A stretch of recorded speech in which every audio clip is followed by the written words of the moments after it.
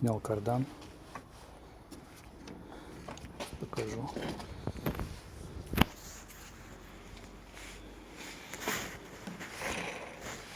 Вот он шумит.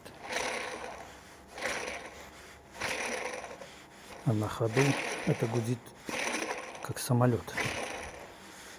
Кардан крутится, и когда вы ускоряетесь на трассе, просто в салоне, как будто мы на взлет пошли.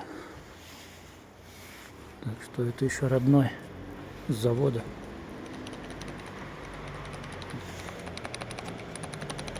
Весь там хрустит. Новый купил. Он уже алюминиевый. Красивый.